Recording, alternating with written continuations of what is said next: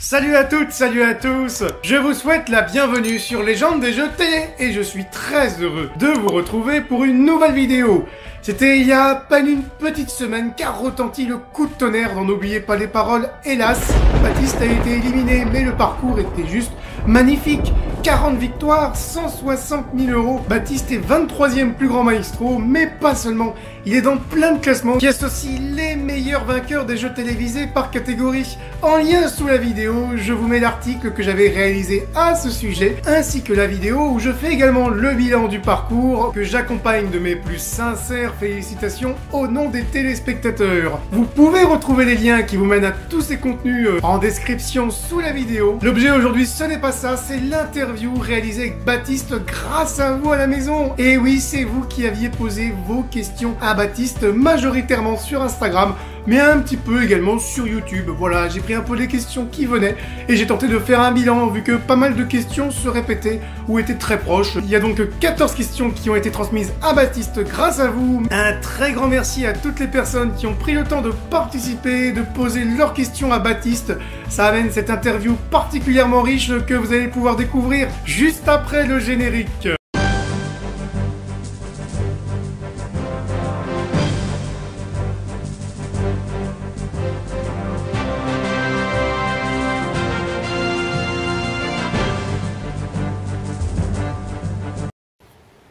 Bonjour à tous, bonjour, merci Jean-Baptiste et Légende des jeux télé pour cette invitation à répondre à quelques questions des internautes, ça me fait super plaisir. Je suis ravi, je vous accueille à Biarritz, dans ma ville, et dans ce cadre agréable de bon matin. Alors, on va commencer par répondre à la première question. Comment te sens-tu après autant d'émissions? Bah écoutez, super bien, je me sens hyper heureux. En plus, je vais quand même vous faire un petit tour, 2 secondes, de là où je me trouve pour que vous voyez mon ambiance de bon matin, pour récupérer tranquillement. Voilà, il y a des gens qui se baignent. C'est plutôt chouette comme cadre de vie, donc forcément je me sens bien. Je me sens bien, mais je vais me mettre au soleil un petit peu. Peut-être pas rester 1 heure au soleil parce que bon, on n'a pas la peau qui va avec. En tout cas, je me sens super bien. Ouais, j'ai l'impression que la tempête est passée, c'est le calme après la tempête en fait. Le calme après la tempête, ça a été hyper intense, tous les tournages à vivre et toutes les diffusions à revivre ce que j'avais vécu. Donc là, c'est le calme, ça y est, c'est fini, je respire, je profite du soleil, de Biarritz et du Pays Basque. Alors, pourrais-tu nous parler de ta préparation, méthode de révision? Et la question d'après, c'est avais-tu tenté plusieurs castings avant d'y arriver? Je vais un peu répondre aux 2 questions en même temps, parce que finalement, c'est un travail qui s'est fait, sur plusieurs années. Et je pense qu'au fur et à mesure de mes castings, mes méthodes ont évolué. Donc moi, j'ai fait 4 castings, 3 en présentiel et le 4e en visio depuis chez moi, et c'est celui-ci qui a marché. Je pense que le fait d'être en visio, j'étais plus détendu, j'ai pu refaire ma vidéo une 2e fois avant de l'envoyer parce qu'elle me plaisait pas trop la première, donc bon voilà, ça a mis plus de chance de mon côté, ça a marché. Et en fait, il y a 4 ans, quand je me suis mis à apprendre des chansons, je les écoutais beaucoup et puis j'essayais de les mémoriser, et puis de fil en aiguille, je me suis rendu compte que c'était quand même bien de les faire en karaoké. Alors attention, hein, sur YouTube, on trouve plein de karaoké, c'est génial, mais il ne faut pas lire les paroles parce que déjà, c'est souvent faux et bourré de fautes, et en plus déjà moi j'ai des problèmes un peu de rythme, alors souvent en plus c'est décalé rythmiquement, donc moi je me perdais complètement, mais c'était juste pour avoir un support musical et pouvoir s'entraîner sans la voix du chanteur, parce que vous l'aurez remarqué si vous vous préparez à l'émission, ça change tout en fait d'avoir juste la musique, donc ça met plus en situation. Et puis au fur et à mesure de mes castings, je me suis dit que ça pouvait être pas mal aussi juste de la réciter, de la mémoriser comme un poème, sans le soutien de la mélodie, qui en est vraiment un pour la mémoire. Donc je me dis, les chansons que j'arrive à réciter, j'arrive à les restituer encore plus facilement. C'est comme plusieurs couches en fait, plusieurs couches de travail pour la mémoire. Voilà. Alors, question suivante. Quel a été ton secret pour rester aussi calme sur le plateau face aux caméras, au stress de l'enjeu et tout ce qui va avec? Alors, aussi calme, j'ai envie de dire, vous avez vu la partie hors de l'eau de l'iceberg, parce que j'étais pas très calme en vrai, j'étais pas très calme, c'est pas ma nature. Et du coup, justement, j'ai essayé de faire le vide en fait, pour juste profiter, parce que Oui, il y a un enjeu, oui, on apprend beaucoup de chansons avant d'y aller, mais faut pas oublier que c'est qu'un jeu télé, on joue pas notre vie, il y a des choses bien plus graves sur Terre, on le sait, et il faut s'éclater. Je veux dire, le secret, c'est d'y aller pour s'amuser et de savoir rester concentré au moment du jeu où il faut rester concentré, à savoir, avant de bloquer les paroles, bien réfléchir, bien se relire, et puis à la même chanson, là, on n'est plus là pour faire, pour faire la fête, on est là juste pour se concentrer et essayer de se souvenir des paroles. Donc non, j'ai pas de secret, j'ai voilà, essayé de profiter et rester calme et concentré quand il le fallait. Parce que bon, la même chanson, c'est clairement la charnière du match, hein, on l'a vu plus d'une fois.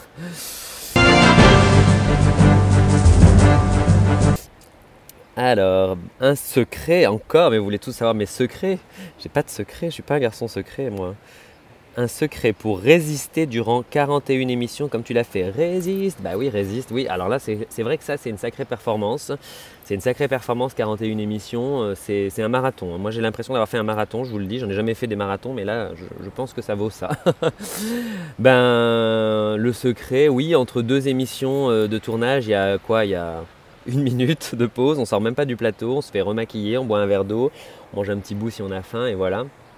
Donc à ce moment-là, faire le vide, oublier ce qui vient de se passer pour aller se dire c'est comme une nouvelle journée qui commence, même si en vrai on en est à la, je sais pas, 8e émission de la journée. Donc ça m'a aidé de faire une petite pause psychologique entre chaque pour passer à l'émission d'après, quoi. Parce que sinon ça fait beaucoup d'informations quand même dans une même journée, parce qu'on enchaîne beaucoup d'émissions de tournage dans la même journée. Donc ouais, ça m'a aidé à tenir. Et puis bon, après c'est con, hein, mais essayer de bien dormir, bien manger, bien s'hydrater. Un peu la base, mais bon, pour être en forme, quoi. Genre si à cause du stress vous mangez pas les 24 heures avant votre tournage, vous n'allez pas tenir 41 émissions, ça c'est sûr. Donc vaut mieux se reposer. Pas trop réviser la veille non plus, la veille, se calmer. Moi la veille à 18 h, j'éteignais toutes les révisions, je regardais la télé tranquille pour me changer les idées et essayer de m'endormir sans avoir des paroles de chansons dans la tête, voilà, pour arriver frais et dispo.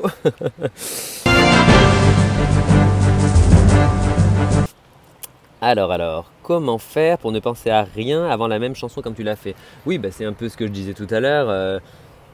Penser à rien. Moi c'est vrai que j'avais besoin de mettre la main sur le front. Alors, n'en déplaise à certains détracteurs, je sais pas comment on dit, à certaines mauvaises personnes qui critiquaient ça parce qu'ils pensaient que c'était une figure de style ou un effet de style, mais pas du tout.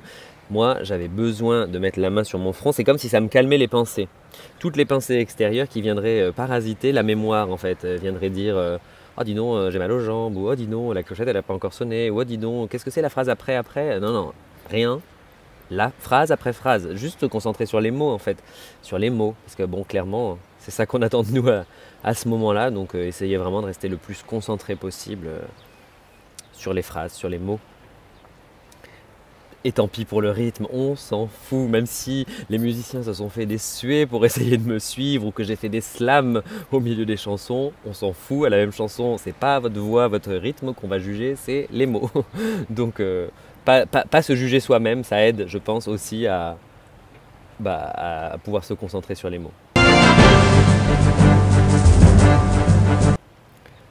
Combien de jours as-tu réellement tourné sur le plateau? Et bien tout ça, vous m'avez vu à la télé presque un mois et en fait ça s'est fait en 5 jours. Seulement 5 jours, sachant que ma première journée de tournage, je suis passé en avant-dernier, j'ai attendu 9 heures. 9 heures avant d'entrer dans l'arène. Donc c'est quand même long l'attente, c'est presque aussi fatigant que d'enchaîner les émissions, presque aussi stressant. Parce que on ne sait pas quand ça va être notre tour, on ne sait pas à quelle sauce ça va être mangé. En plus, moi j'avais Nelly avant moi qui était hyper forte, hyper à l'aise sur le plateau, qui chantait hyper bien. Je l'ai vu gagner toutes les émissions avant, enchaîner. Je me disais, waouh, quelle classe. Et en même temps, c'est contre elle que tu risques de jouer. Et bon, voilà, après, on connaît l'issue. Vous avez vu le match, mais c'est vrai que l'attente est longue. Et donc, le premier jour de tournage, j'ai fait que 2 émissions. Ensuite, il y a eu un week-end. Et ensuite, j'ai eu 2 jours de tournage consécutifs où j'ai fait 10 victoires.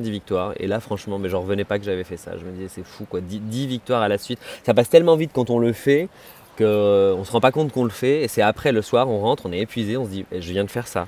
Waouh. Parce que tant que ça n'arrive pas, on ne peut pas y croire, quoi. Et ensuite, donc j'en étais là à 21 émissions. Et ensuite, j'ai eu 3 semaines de pause entre les tournages, parce qu'il n'y a que quelques jours de tournage par mois, bien sûr, vu qu'on tourne beaucoup d'émissions dans une journée. Donc ça, c'était cool parce que ça m'a permis de rentrer chez moi, me reposer et j'en avais besoin. J'étais déphasé, hein. Franchement, je savais même plus comment je m'appelais. Et puis de réviser un peu, l'air de rien, apprendre quelques nouvelles chansons, mais pas beaucoup. Moi, j'ai surtout révisé ce que j'avais déjà appris. Je me disais, c'est pas en 2 semaines que je vais apprendre 200 chansons. J'ai mis 3 ans à en apprendre 400, donc autant les réviser pour les avoir bien en tête. Et ça m'a servi, hein, quand j'ai dû faire une remontada sur le chanteur de Balavoine. Le chanteur de Balavoine, on connaît tous, on croit qu'on connaît tous, on adore, mais en fait, j'étais bien content de l'avoir révisé récemment. À ce moment-là. Et ensuite, il m'a resté donc 2 jours de tournage. J'ai encore fait 10 émissions et 10 émissions. Et j'ai perdu à ma 10e émission de ma dernière journée de tournage. Voilà. Alors, durant tout ce périple, s'est déroulé l'événement de la 5000e émission où tu as pu rencontrer Margot et Kevin en amont. T'étais-tu préparé à cela? Pourrais-tu nous parler de cette journée en particulier? Bah non, je ne m'étais pas préparé à cela parce que je ne le savais pas déjà, ça a été la surprise. Juste Anthony, le directeur de casting, la veille, quand j'avais gagné, m'a dit « Ah, tu verras demain, ça va être cool, il y aura des surprises. » Je me dis « Mais qu'est-ce qu'il me raconte?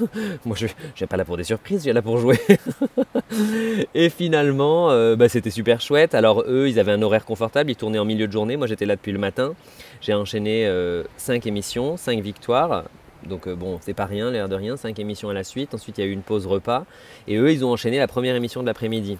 Et Anthony, le directeur de casting, m'a dit « Ah, la production te propose, si tu le veux, vu que tu es à l'aise pour danser, pour bouger, d'aller dans les ambianceurs pour la 5000e. » Et j'étais super flatté de la proposition, mais j'ai refusé parce que je me suis dit, si c'était la fin de la journée, ouais, soit, allez, on s'amuse, on fait la fête.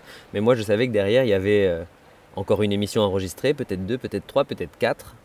Et je me suis reposé en fait, j'ai profité pour me reposer, je me suis allongé dans un coin par terre, les jambes en l'air.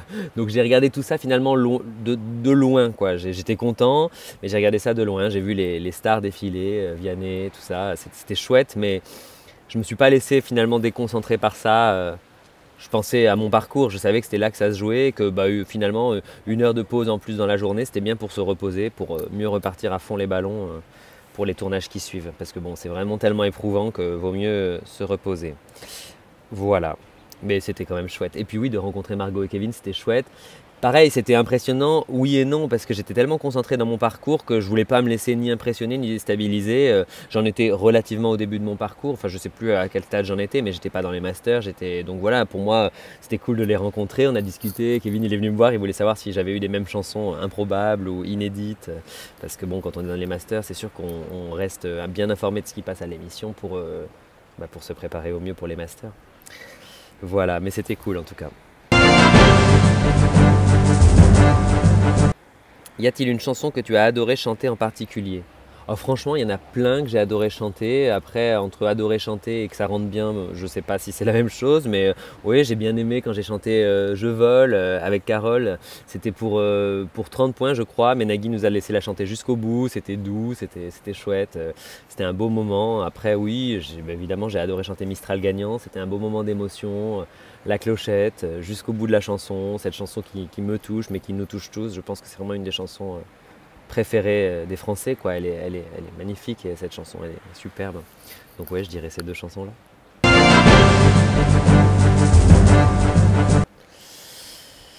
Pourrais-tu nous parler de tes souvenirs marquants durant ton parcours? Ah bah oui, il y a eu vraiment des moments clés qui resteront gravés toute la vie dans mon cœur et dans ma tête.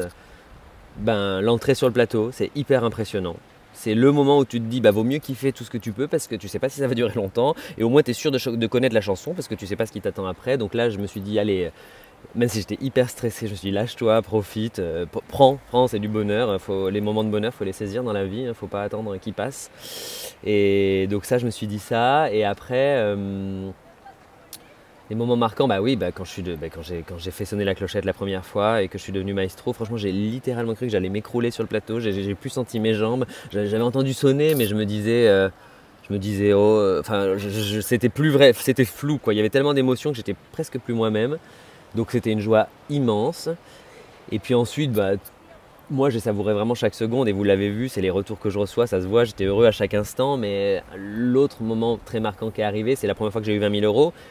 Et ça s'est fait attendre, hein. J'ai bien fait quelques victoires à 1 000 € avant d'avoir enfin une chanson que je connaissais en finale. Je crois que c'était seulement à ma 8e émission. Donc les premiers 20 000 €, bien sûr, mais tellement grande joie, quoi. On se dit, on rêve tellement de le vivre que quand ça nous arrive, c'est hyper intense, vraiment hyper intense. Tous les sentiments, les sensations sont décuplés, c'est vraiment très intense de joie. Et voilà, et ensuite, bon, symboliquement, quand je suis arrivé à 100 000 € tout rond, j'étais comme un fou. Franchement, j'étais comme un fou, je me disais 100 000 €, 100 000 €, c'est pas possible. Donc ça, c'était vraiment chouette. Et puis un autre moment marquant, bah, ça vous l'avez vu, je me suis effondré en larmes sur le plateau, mais c'est quand je suis rentré dans les masters, quoi. Quand il m'a dit vous êtes dans les masters, on peut pas croire que ça nous arrive.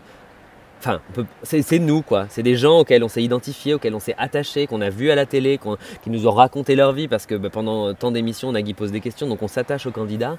Et là, d'un coup, c'était moi. Et donc ça, c'était vraiment, vraiment bouleversant et super, quoi. Et voilà. Et puis aussi, bah, un moment marquant, c'est quand j'ai perdu, quand je suis parti. C'était comme une boucle qui se bouclait. C'était dans la joie. Dans l'émotion, j'ai senti que les compliments de Nagui étaient sincères et vraiment réciproques. On s'est tellement amusés ensemble et c'était vraiment un beau moment. Donc voilà les étapes quand même marquantes qui resteront gravées dans mon cœur. Tac, tac, tac. As-tu des regrets? Aucun regret. Comment avoir des regrets quand on a fait 40 victoires, qu'on a gagné 160 000 € et qu'on s'est autant éclaté et que par les temps qui courent, c'est vrai, on le sait, on ne peut pas aller danser en boîte, on peut pas faire la fête avec des amis à trop nombreux. Enfin, voilà. Et ben là, moi, j'ai eu la chance de tout oublier et de m'éclater. Et j'espère que vous, ça vous a fait tout oublier et vous éclater aussi. Mais je crois que oui. Et finalement, c'est ça. Donc, comment avoir des regrets? Non, aucun regret. Mais sincèrement, hein, vraiment. Ce serait presque mal placé, j'ai envie de dire, d'avoir des regrets. Mais en tout cas, moi, sincèrement, j'en ai pas. Tac, tac, tac. En septembre auront lieu les masters. Ah, vous voulez me faire stresser déjà à me parler de ça? Vas-tu t'y préparer particulièrement? As-tu hâte de les faire? Alors j'ai hâte, mais ça c'est sûr, mais à 100 000 %. M'y préparer particulièrement? Bah oui, je vais réviser. Hein, je vais dire, je vais pas. Ce serait bête de ne pas réviser, surtout que je suis entre guillemets que 23e dans le classement. Donc je vais peut-être pas y rester 50 ans, hein, donc autant essayer de m'y préparer au mieux. Ouais, j'ai hâte. Ça va être de revivre des moments intenses, quoi, des beaux moments. Alors, ah non, j'ai perdu les questions. Tac, tac, tac. Elles sont là. Y a-t-il des maestros que tu aimerais affronter plus particulièrement lors des masters? Bah non, franchement non. Après c'est vrai que moi je suis N'oubliez pas les paroles que depuis on va dire 3 ans et demi, on est quand en mai, oui 3 ans et demi, 4 ans, même pas à peine 4 ans. Donc, 3 ans et demi. Donc, j'ai pas suivi tous les anciens. C'est vrai que j'ai pas suivi leur parcours. À l'époque, je ne connaissais pas l'émission. Donc, évidemment, ceux qui sont entrés dans les masters depuis, je crois que c'était Héloïse, la première master que j'ai vue entrer en piste. Évidemment, je me suis plus attaché à eux puisque j'ai suivi leur parcours. Donc, ça, c'est évident. Mais ensuite, avec les tournois des masters où on les revoit tous les ans et tout, finalement, j'ai appris à découvrir tout le monde à travers l'écran. Et là, je suis trop ravi de les découvrir en vrai. Et est-ce qu'il y en a que j'ai envie d'affronter plus que d'autres? Non, franchement, j'ai envie de dire, ils sont tous hyper forts. Ils sont tous arrivés là. Pas par hasard, le fruit sans doute de beaucoup de travail et beaucoup de talent certainement. Donc non, qui que ce soit que je vais devoir affronter, ce sera génial. Ce sera vraiment génial. Et je dis pas ça pour froisser personne, c'est vrai. Enfin, je veux dire, ça va être cool qui que ce soit, quoi. Ça va vraiment être chouette.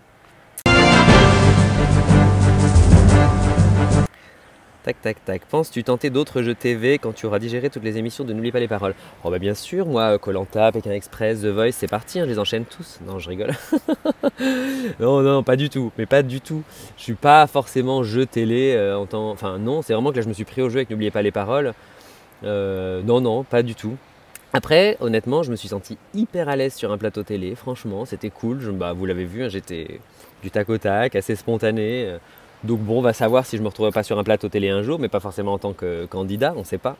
On ne sait pas de quoi la vie est faite. Hein. Moi, si les opportunités se présentent à moi, je saurais peut-être les saisir. Non, mes candidats, pas plus que ça. Pas plus que ça.